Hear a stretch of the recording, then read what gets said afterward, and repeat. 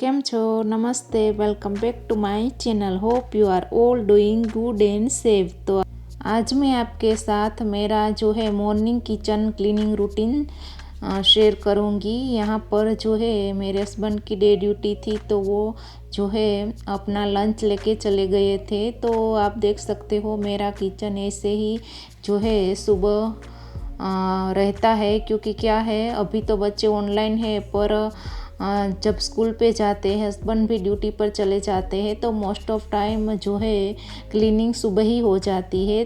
तो मैं kitchen cleaning की शुरुआत जो है वो कोई मोटिवेशनल कोट से स्टार्ट करती हूँ, और जो है मेरे गणपति दादा है उससे जो है प्रणाम करके ही स्टार्ट करती हूँ। आप देख सकते हो बिफोर मेरा किचन कैसे फैला पड़ा हुआ है।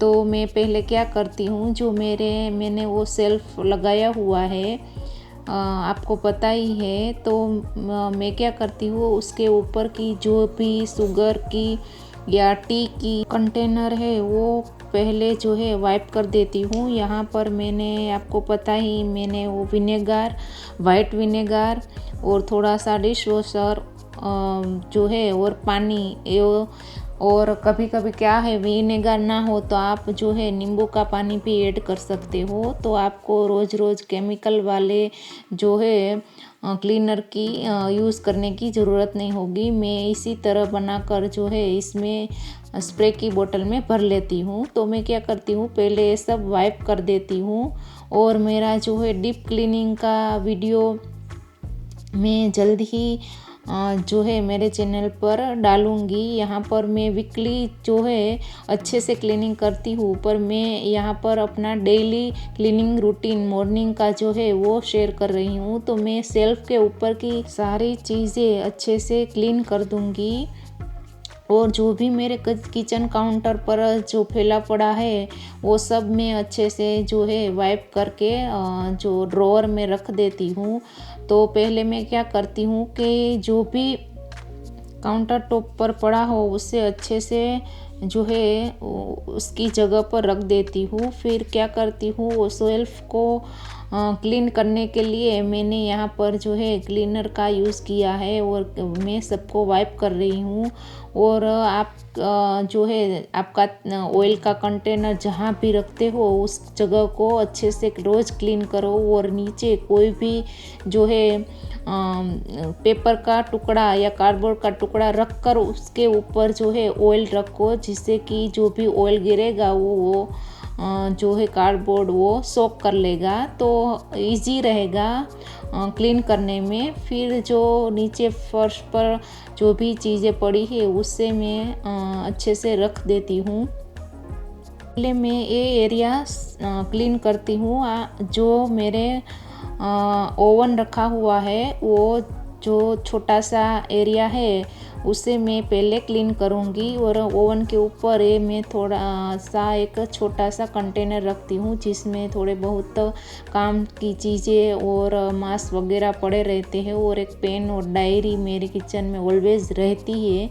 तो मैं क्या करूँगी, पहले जो है ओवन को अच्छे से वाइप करके क्लीन कर लूँगी, और फिर जो इतना पार्ट काउंटर टॉप का है उससे भी अच्छे से क्लीन कर लेंगी, और ऊपर जो कैबिनेट्स है उससे भी अच्छे से क्लीन कर लूँगी। और मैं यहाँ पर जो है मिक्सर ग्राइंडर रखती हूँ। तो मिक्सर ग्राइंडर में भी क्या होता है, एक तो वाइट कलर है और ऊपर से रोज़ वो यूज़ में आता है, तो क्या होता है उसमें थोड़े बहुत जो है दाल वगैरह के छींटे उड़ते रहते हैं, तो उससे भी मैं रोज़ जो है क्लीन करती हूँ।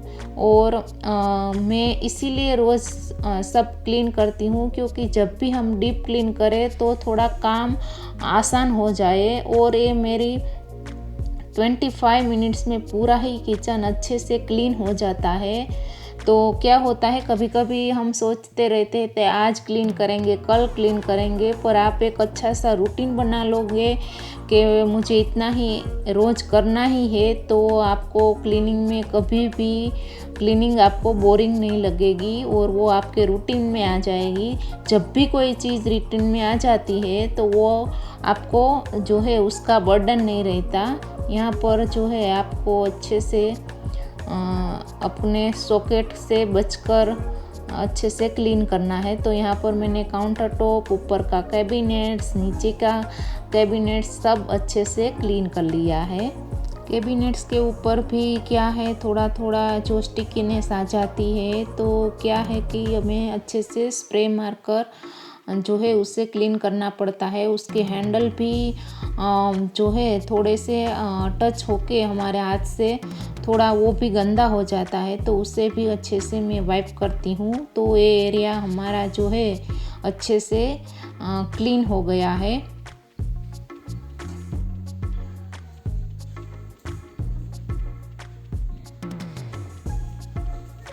अब मैं क्या करूँगी, उसके अपोजिट जो प्लेस है उसके कैबिनेट्स में इस तरह से पहले क्लीन कर लेंगी, और नीचे जो टाइल्स लगी हुई है उससे भी, और गैस की पाइपलाइन है उसमें तो अच्छे से आपको क्लीन करना पड़ेगा, क्योंकि इसमें भी इतनी स्टिकीनेस आ जाती है कि हमें जो है कभी कभी तो उसमें स्क्रब लगा के क्लीन करना पड़ता है। और फिर मैं क्या करूँगी कि काउंटर टॉप को भी अच्छे से क्लीन कर लूँगी।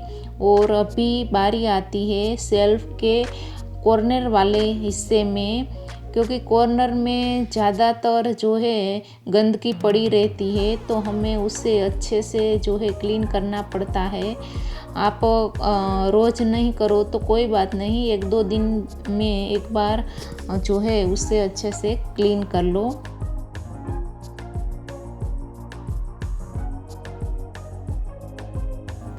तो मेरे किचन का दोनों ही जो एरिया है वो अच्छे से क्लीन हो गया है, आप देख सकते हो।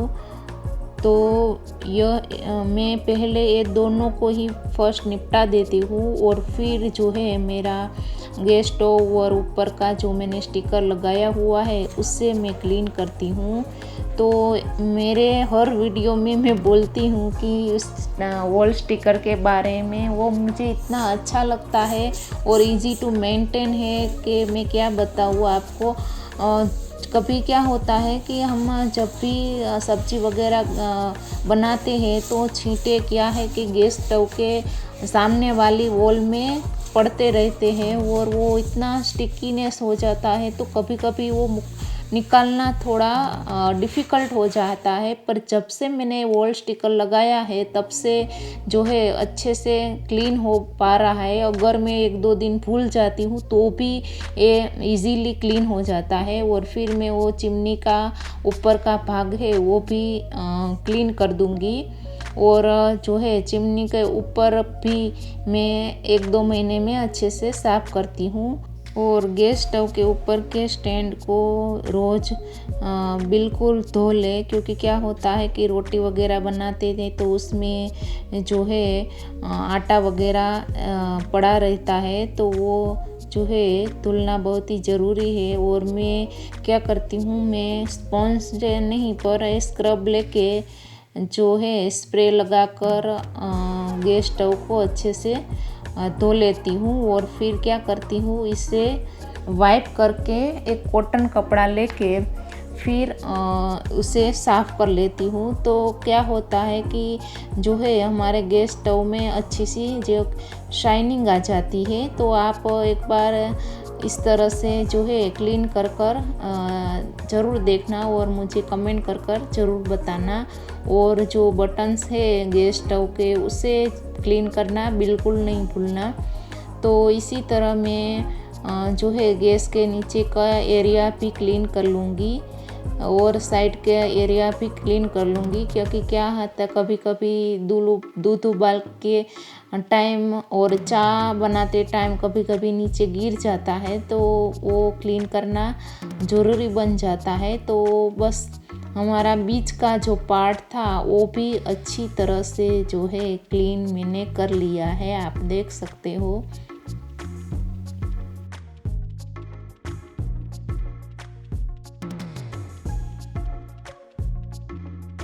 अब मैं गैस स्टोव के नीचे के पार्ट को क्लीन करूँगी। मैं एक नीचे इस तरह का बास्केट रखती हूँ जिसमें मैं प्लास्टिक के जो भी कंटेनर्स है उसे जो है इसमें स्टोर करती हूँ।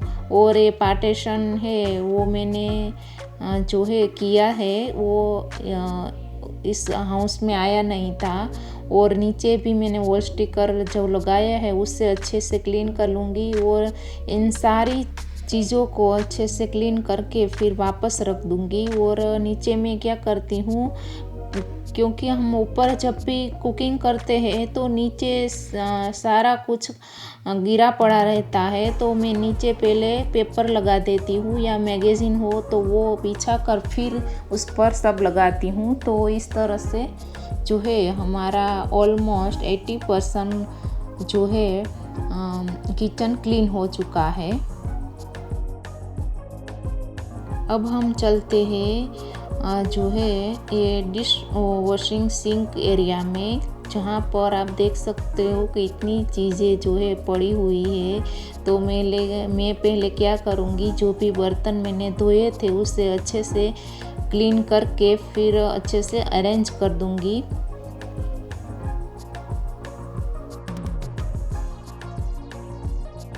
अब मैं क्या करूँगी कि स्क्रब लेके ड्रेनर है जो जिसमें हम जो है बर्तन सुखाते हैं उसे अच्छे से जो है क्लीन कर लेंगे। और जब क्लीन अच्छे से हो जाए तो मैं फिर जो है उसे थोड़ी देर सूखने के लिए रख दूँगी। और आप देख सकते हो कितनी अच्छी धूप आई है। और भाग्य भी जो है उसका फ्राइडे सैटरडे था तो हॉलीडे था, तो वो भी जो है दिखाई दे रहा है आपको। और अब मैं जो है ये सिंक का ये पार्ट जो वहाँ पर हम ड्रेनर रखते हैं उससे अच्छे से क्लीन कर लूँगी।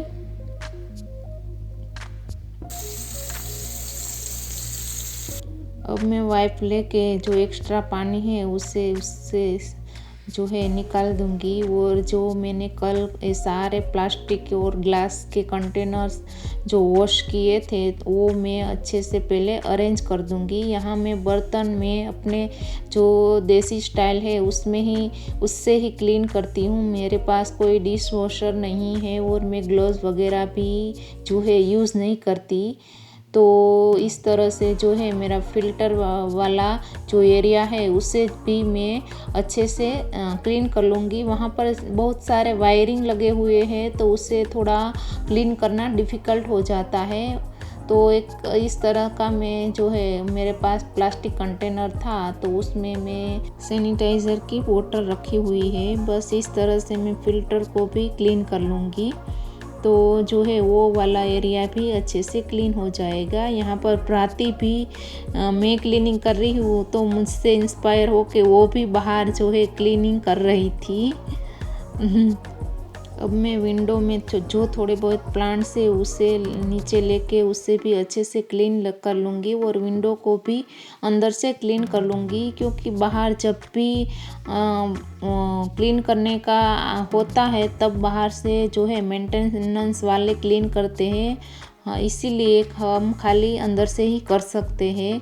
तो बस इसी तरह सब मैंने अरेंज कर दिया है। आप देख सकते हो ऊपर का जो भाग था वो मैंने अच्छे से अरेंज कर दिया है। और ये भी हमारी जो है सूख गई है। और इसमें जो है मैंने बीच में वो होल लगाए हैं, क्योंकि क्या था कि इसमें पानी सोक करने का और पानी ड्रेन होने का कोई था नहीं, तो इसीलिए मैंने उसमें थोड़े से वॉल लगा दिए। अब मैं क्या करूँगी, जो भी बर्तन में जूठन वगैरह दाल वगैरह चिपकी रहती है तो पहले मैं वो निकाल लूँगी।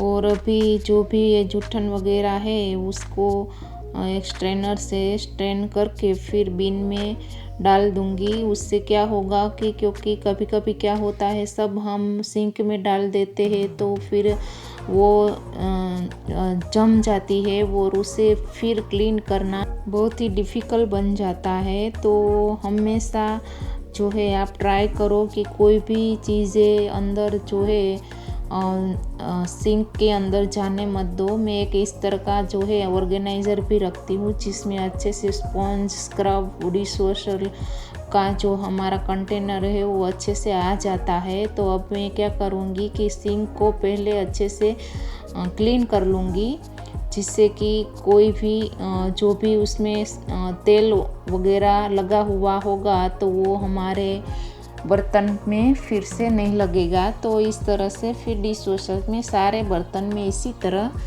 धो लूँगी। और फिर मैं क्या करती हूँ, पहले मैं ग्लास के बर्तन हैं वो जो है धो के फिर सुखा देती हूँ, फिर वो नॉर्मल वाले बर्तन में धोती हूँ। क्योंकि क्या होता है, कभी कभी ग्लास के बर्तन टूट जाते हैं, तो ट्राई करती हूँ कि पहले ही उसे धोकर सुखा दूँ।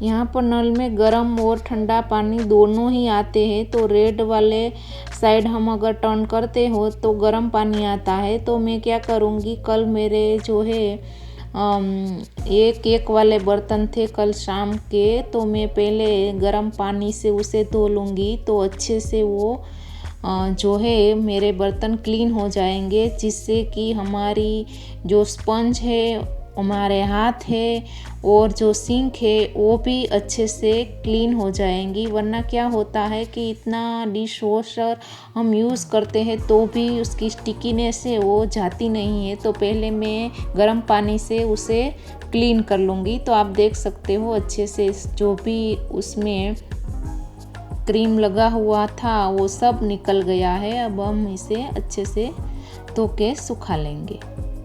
अब फाइनली मैं जो है अपनी दोनों ही सिंक को अच्छे से जो है डिश वॉशर के साफ़ कर लूँगी और फिर उसमें वाइप लगा दूँगी और टैप वगैरह जो है उससे भी क्लीन कर लूँगी।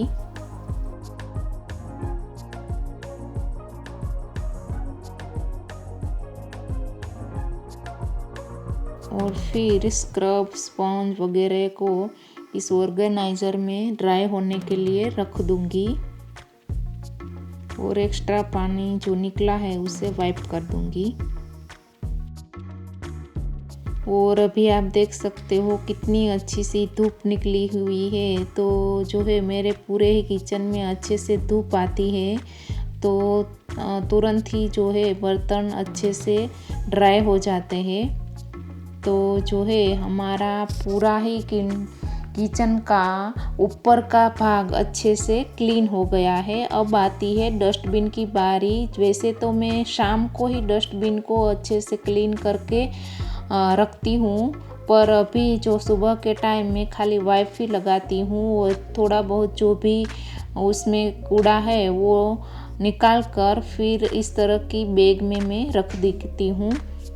और ये मेरा जो है क्लीनिंग बास्केट है, तो यहाँ पर जो प्रेशर कुकर वगैरह में रखती हूँ तो उसको भी मैं 1-2 वीक में एक बार अच्छे से क्लीन करती हूँ। अभी तो मैं खाली जो है उससे पोछा लगा कर ही क्लीन कर दूँगी।